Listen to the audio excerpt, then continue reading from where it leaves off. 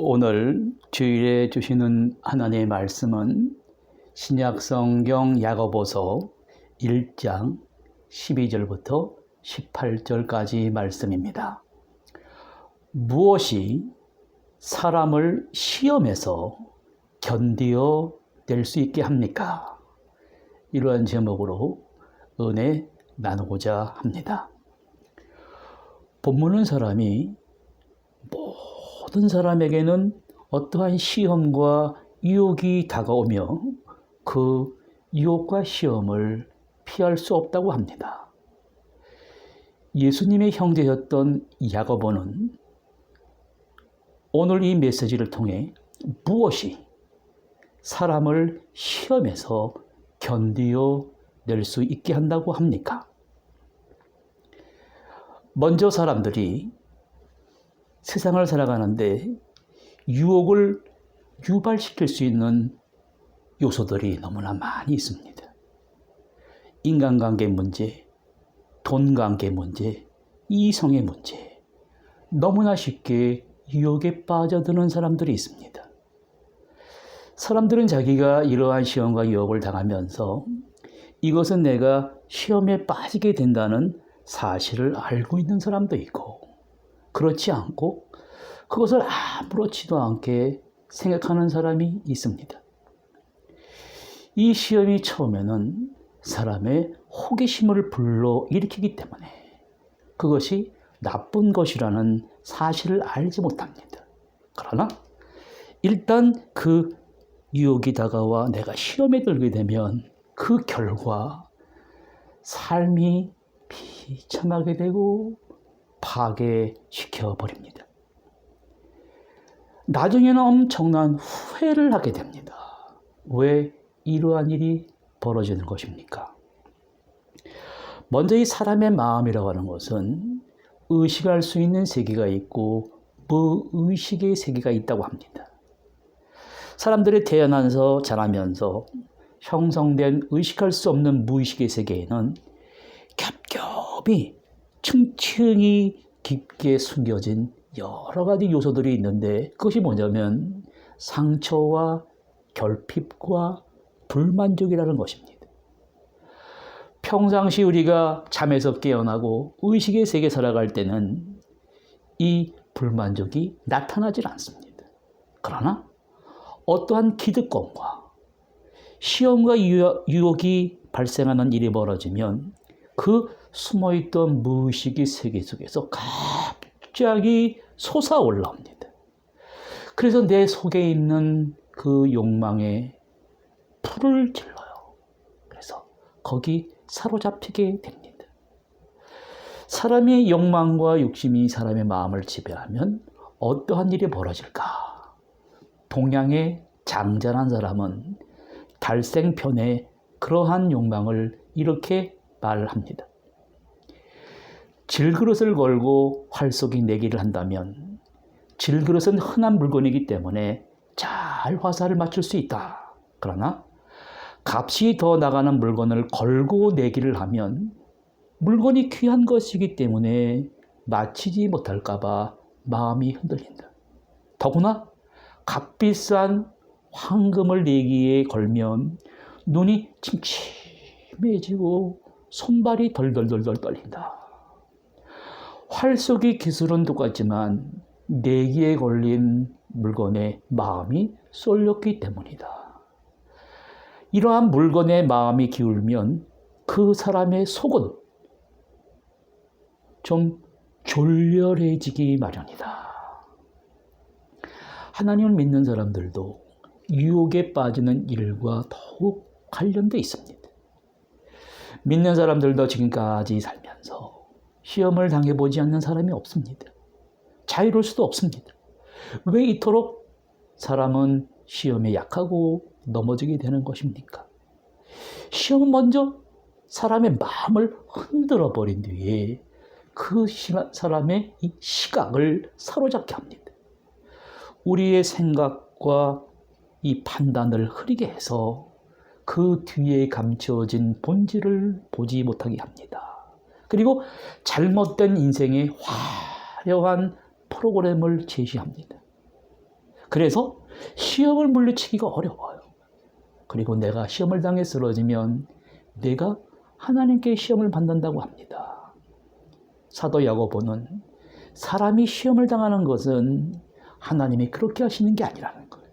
사람이 각각 자기 욕심에 이끌려 자기 꾀임의 미혹에 빠지기 때문이라는 것입니다. 그런데 사람들은 시험의 근원에 자신의 소유에서 오는 것이 아니라 외부에서 온다고 생각합니다. 나쁜 친구 때문에, 돈 때문에, 술 때문에, 왜곡된 성등이라고 생각합니다. 그러나 사도 야고보는 시험의 근원이 밖에 있지 않고 이 사람의 마음속 내부에 있다는 것을 말합니다. 내부적으로 사람 속에 깊숙이 숨어있는 욕심의 근원이 외부적인 원인에 접하게 될 때 그것이 사람을 안전한 장소에서 끌어내게 됩니다. 유혹에 빠진다는 것. 유혹에 빠진다는 것은 끌려간다는 뜻입니다. 우리를 끌어내어 하나님께서 정해주신 삶의 한계 라인을 넘어 욕망을 일으킵니다. 성경은 시험의 원인이 우리 내면 속에 있기 때문이라고 합니다. 하나님께서 우리에게 주신 이 내적 욕구들은 아름답고 선한 것입니다.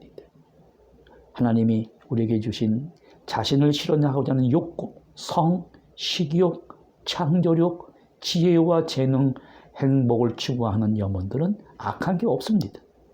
그런데 그런 것들이 가진 것으로 만족해야 되는데 충분히 성취하거나 충족되지 못함으로 열등감에 사로잡히고 비교의식에 사로잡히고 욕심에 사로잡히게 되어 유혹에 빠집니다. 성경은 바로 여기서 인간을 비극으로 몰아가는 시험의 실체요.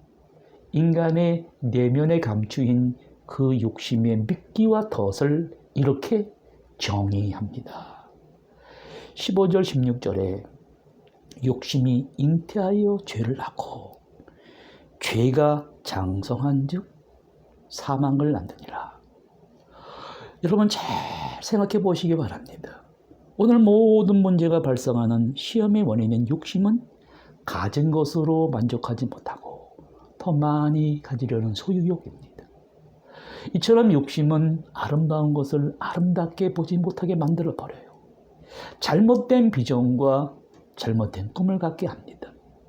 나 자신을 거짓된 환상의 세계로 나를 이끌어갑니다. 여러분, 죄악은 그 자체로 사실 성립할 수 없는 것입니다. 악은 선의 결여입니다. 악은 선에 붙어서 희생하는 것입니다. 왜 그렇습니까? 욕심이 만들어내는 또 다른 나의 모습이 있다는 거예요. 욕심은 그러한 나로 몰입되게 만들어요. 우리의 생각과 감정을 이성을 사로잡아 다른 면을 제대로 보지 못하게 만들고 마치 굶주린 맹수가 먹이를 찾아 헤매는 것 같이 오직 하나의 길로만 가게 합니다. 그래서 우리는 항상 깨어 있어야 된다는 거예요. 아담과 이브가 아름다운 에덴 동산에 살고 있을 때 사탄이 찾아와 그들을 시험했습니다. 하나님께서 금하신 선과 악을 알게 하는 나무를 바라보게 하면서 그것이 창세기 3장 6절에 먹음직도 하고 보암직도 하고 지혜롭게 할 만큼 탐스럽게 만들어버렸다는 거예요.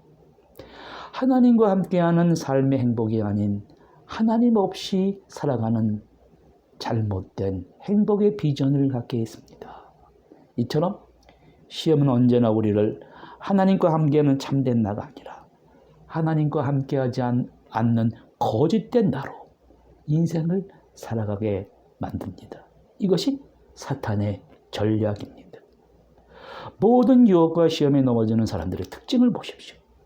창조의 아름다움이 아닌 욕심의 시각에서 사물을 바라보게 합니다. 특별히 내면의 상처가 치유되지 않고 방황과 결핍 가운데 있는 사람일수록 그러한 시험에 쉽게 빠져듭니다.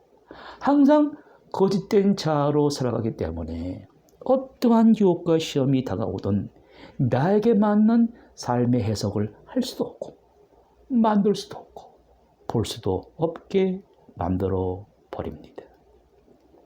특별히 첨단의 4차 산업혁명이 만들어 놓은 이 시대의 문화에서는 인간의 불행의 원인을 나 자신에게 있는 것이 아니라 자꾸 나 자신 외에 있다는 것 왜곡시킵니다. 사람을 시험에 빠뜨리는 거짓된 자아는 다양한 외식의 가면을 쓰고 우리에게 접근해 옵니다. 우리에게 부족한 것, 다른 사람이 갖고 있지 않는 나만이 소유하고 있는 것들도 시험의 원인이 될 수 있다는 거예요. 예를 들면 가난한 사람의 경우 일상의 삶의 관계에서 당하는 어려운 일들을 자기가 가난하기 때문에 다른 사람들이 자신을 업신여긴다는 곡해에 빠져듭니다. 그래서 자신이 혼자 슬퍼하는 깊은 연민의 늪에 빠집니다.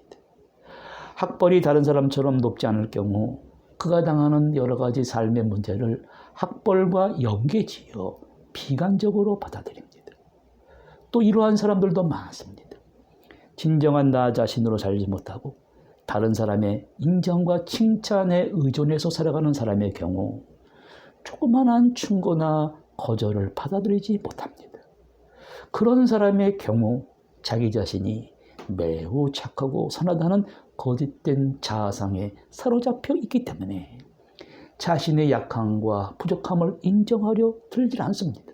그러한 사람은 언제나 자기를 칭찬해주는 사람을 찾아 나서게 됩니다.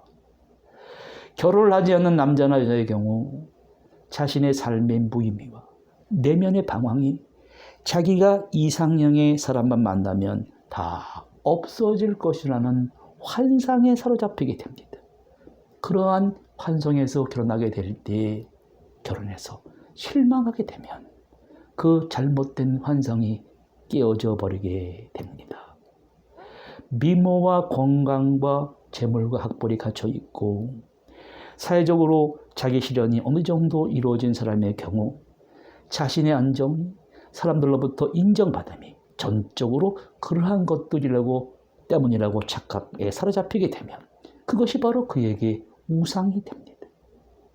그러한 사람들은 신앙을 가졌다 해도 하나님과 깊은 사귐이 없습니다. 단지 자기가 절대시하는 그런 것들이 자기에서 떠나갈까 봐 두려워 하나님을 이용하는 사람들입니다. 그러한 사람들 역시 자기 유혹에 빠져 있는 사람들이에요. 그들은 교만하여 하나님이 계실 곳이 없어요. 인간은 점점 혼돈과 수렁 속으로 빠져들어가게 됩니다. 이처럼 인간이 어두움과 나락으로 떨어져 가는 모습을 보시고 문제 해결을 위해 하나님은 이러한 획기적인 방법을 보여주셨습니다. 하나님이 온 세상에 알려주고 싶으신 모든 것을 가지시고 사람으로 오셨다는 것입니다.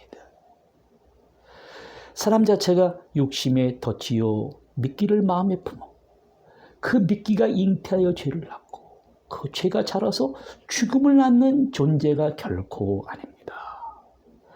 하나님은 온 세상에 알려주고 싶으신 모든 것을 가지시고 사람으로 오셨다는 것입니다.